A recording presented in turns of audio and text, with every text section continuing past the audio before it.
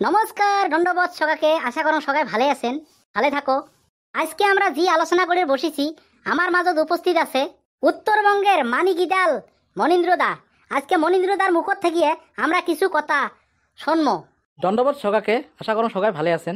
আরো আমার মাঝত উপস্থিত আছে মানিগিদাল ফাঁসকাদা। দণ্ডবোধ জানালাম সবাইকে। আরো একজন আমার মাঝত শিল্পী আছে মানিগিদাল ভেবলাদা। দণ্ডবোধ সগাকে। আরো একজন শিল্পী আছে আমার মাঝত গৌরীপুর থেকে আসা মানিগিদাল পেনাদা। এইবার আমার আলোচনা শুরু হবে। তে প্রথমতে আমরা মনীন্দ্রদার মুখত থাকিয়ে কিছু কথা দণ্ডবোধ জানালুম মুইও সগাকে শুনবো। কেননা মনীন্দ্রদার একটা গান নিয়ে গোটায় উত্তরবঙ্গত বিতর্ক চলি আছে। তে মনীন্দ্রদা, তোর মুখত থাকিয়ে আমরা এই গানটার বিষয় তোর মুখত থাকিয়ে কিছু কথা শুনতে চাই। কেননা এই গানটা নিয়ে এত বিতর্ক কিসের কানে চলি আছে? কেননা এই গানটা দিয়ে তুই কাকবা ইট মারি কিবা করছিস নাকি? নমস্কার দণ্ডবোধ সগাকে জানালুম। একচুয়ালি মুই স্বপ্ন তো দিশে না পাং এই গানটা নিয়ে যে বিতর্ক হবে। একচুয়ালি মুই এই গানটা যে গাইছং, মুই বেয়া মন করি গাঙো নাই, আর বেয়া করি কাকো কং বুলিও মুই গাং নাই। কিছুমান মুই রিয়েল কাহিনী বা রিয়েল ঘটনা দেখিয়ে এই গানটা মুই শুদ্ধ মনত মুই লিখিয়ে মুই শুদ্ধ মনত গাছিলুম। যেমন ইয়ের আগতে একটা মুই গান গাছিলুম, ঢাকা জাগা উদেল করি নানান ধরনের ভঙ্গি ধরি বৌদি আমার রিল বানাইছে। এই গানটা তো মুই অনেক রাইজের সহায় সহযোগ পাচং, কিন্তু ওই কাহিনীটাও মুই কিন্তু একচুয়ালি রিয়েল কাহিনীয়ে মুই গানটাত কইসং। বর্তমান যোনটা গান নিয়ে বিতর্ক চলি আছে, এই গানটাও কিন্তু মুই রিয়েল কাহিনী নিয়ে লেখা গান। তে কি কারণত যে এতখিনি বিতর্ক চলিল মুই স্বপ্ন তো দিছে না পাং। তে মুই হাজার হাজার রাইজের লাইক শেয়ার ভাল ভাল কমেন্ট করিছে মোক, আরও কমেন্ট করি অনেকজনে মোক ধন্যবাদ জানাইছে।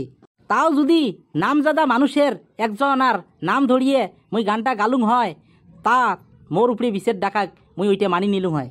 ধন্যবাদ মনীন্দ্রদা, তুই অলপ বিরোধিনে তোর বগলত মুই আরো আসিয়াছং। ঠিক আছে মনীন্দ্রদা, মুই প্রথম ফাঁসকাদার বগলত আসুন। ফাঁসকাদা থাকিয়ে কিছু কথা জানি না। এ ফাঁসকাদা, মুই শোনা মতে মুই জানা মতে তুই একটা সময়ত সুন্দর সুন্দর গান লিখছিল। তোর গান গয়া অনেক গিদেলে নাম করি বেড়াছিল। এলাকেনে তুই গান লেখা বাদ দিলু। গান লেখা বাদ দিছং আর বাদ দেং নাই, তার মানে একটা কারণত একটু মুই পাঁচ টান মারি আসং। একটা কারণত মোর মনটা একটু দুর্বল হয়েছে। কি কারণত? কি কারণত মানে একটা গান লিখিয়ে সুর করিয়ে গায়কজনক দেওয়ার পরে তার পাছত হে ওই গানটা গায়।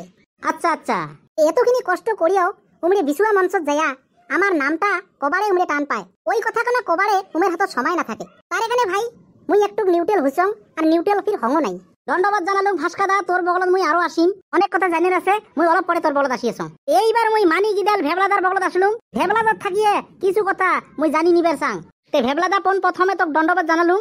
হ্যাঁ দণ্ডবাদ। তে কথা হল ভেবলাদা, তোক মুই একটা সময়ত মুই নিজে দেখছং তুই বড় বড় কোচ রাজবংশী অনুষ্ঠান গিলাত তুই জড়িত আসলু। তোক মুই এলা দেখা না পাং, তুই কেনে পাঁচটান মারলু? পাঁচটান মুই একটা কারণতে মারবা লাগা দরকার। কেনে না মুই স্বার্থ বস্তুটা বেয়া পাং। আমরা যে এই বিছুয়া গিলে করি, এই বিছুয়া গিলে করার কারণে রাইজের থাকি অনেক টাকা কিন্তু আমরা কালেকশন করি। এই টাকা গিলে যে আমরা কালেকশন করি রাইজের থাকিয়ে, আমরা কিন্তু একটা কলা কৃষ্টি বাসে রাখার কারণে রাইজের থাকিয়ে কালেকশন করবা লাগা হয়। এই কালেকশন গিলে আনিয়ে কিছুমান লোকে কিছু কিছু টাকা পকেটত ভরায় আর কিছু কিছু টাকা জমা দেয়। এই কাণ্ড গিলে দেখিয়ে একটু নিজে মুই পাঁচটান মারলুম। কেনে না এগিলে বস্তু দেখলে মোর সহ্য হবার নয়, মুই সহ্য করি থাকবেও পাবার নং। আর এখানে মুই ভাই নিজে নিউট্রেল হলুম। ধন্যবাদ ভেবলাদা, তোর বগলত মুই আরো আসিম। তোর থেকে মোর আরো অনেক কথা জানিবার আছে।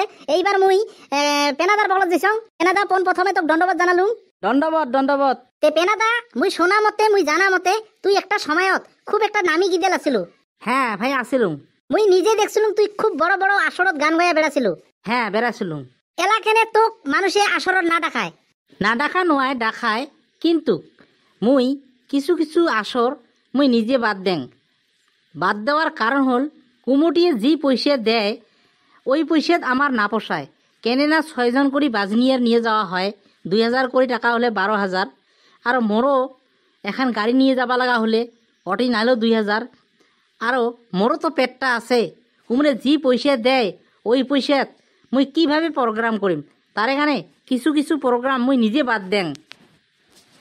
আমার নিচিনা কোচরাজ বংশী শিল্পীর বগলত আসলে উমের বলে বাজেটে নাই, উমের বলে পয়সা নাই, কত কথা কয়। মোর এটাই গান ঠিক করবে আসলে কুমটির তো পয়সা নাই, কুমটির তো বাজেট নাই।